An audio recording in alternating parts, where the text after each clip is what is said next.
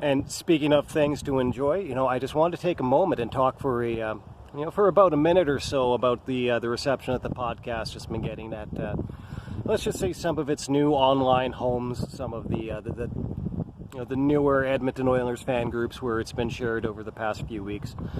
And I have to tell you, it's such a better experience. It's night and day. It's fantastic to see the kind of support that you can get out of some of these groups when people are coming together and they're actually fans and they actually love the team and they're not just there to try to take what they think they can get for free. It's almost like if your Facebook group is kind of funded on basically stealing from the players that you claim to be a fan of. Well, then, it seems like maybe you just attract more toxicity than you attract, real, actual fans who actually want to be part of a positive and healthy fan culture. And so, for those of you who, are seeing this particular episode segment, I should say, on those groups, I just wanted to thank you all for your support. It's a much more fun and rewarding endeavor to be doing this kind of thing, even just as a hobby, when you're actually getting support out of people rather than just being shit on and getting hate all the time. So with that in mind, I'm going to go on and I'm going to talk about the season that has been, because man, this has definitely been an Edmonton Oilers season, to enjoy. Obviously, it's a very different one, because this year we only played the Canadian teams, so all of the teams that you would kind of look forward to seeing in a season.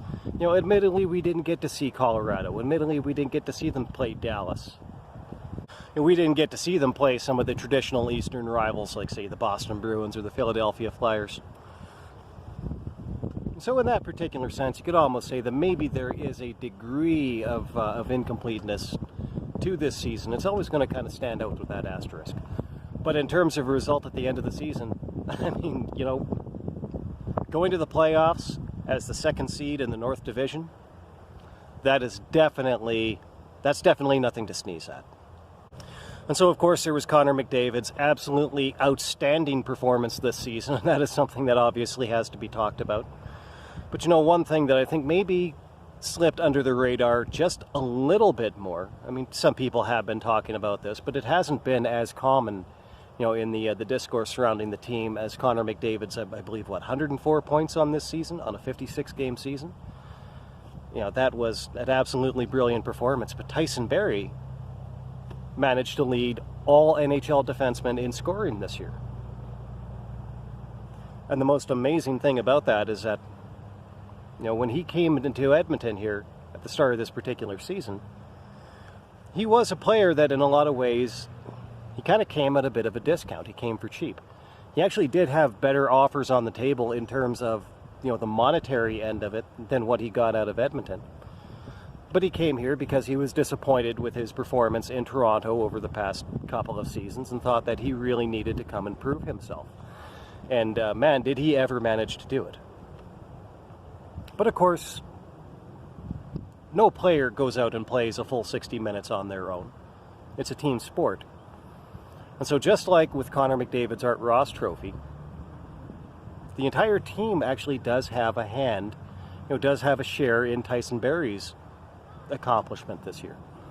I didn't see anybody out in the press talking about how, they were trying to get Tyson Barrie to the top of the NHL scoring amongst defensemen.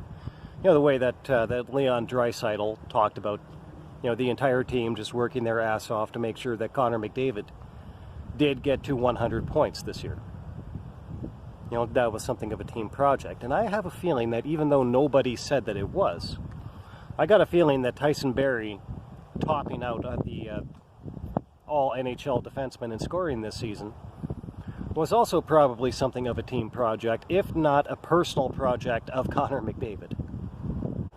So just as last week I said that Connor McDavid making it to that 100 points and the whole team being behind him to do it was actually a very strong hallmark of Leon Draisaitl's leadership on the team.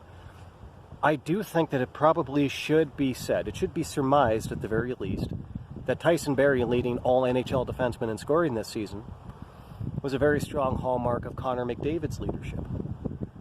I mean, it was a tremendous accomplishment by Tyson Barrie. Absolutely nobody can take that away from him. But the overall team contribution to that accomplishment, to me, does underscore the detail that really, in my view, for the first time in quite a few years, this team actually does look like a team that is pretty well led on the ice. I mean, he's still Connor McDavid and Leon Draisaitl. They're still young leaders. There's still a lot that they have to learn about. But to my eyes, this year is the first year in quite a few seasons where this team really does look like they're not trying to just build themselves off the back of individual accomplishments. And even when there's an individual accomplishment at issue, they're making them into team projects. Absolutely nobody in this team is in anything alone this year, and I think that that's going to make all the difference. Now, the last time that an NHL team produced both the top-scoring forward and the top-scoring defenseman in the same season, it's actually been quite a long time since anybody's done that. The last time that was done in 1991. Those two players were Mario Lemieux and a guy pretty familiar to Oilers fans, Paul Coffey. And of course, that year, the Pittsburgh Penguins did go on to win the Stanley Cup.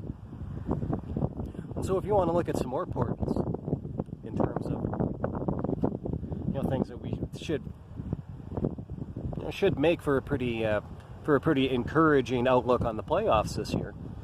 So in the first round this year, the Edmonton Oilers are going to face the Winnipeg Jets. The last time that the Edmonton Oilers faced the Winnipeg Jets in the playoffs was 1990.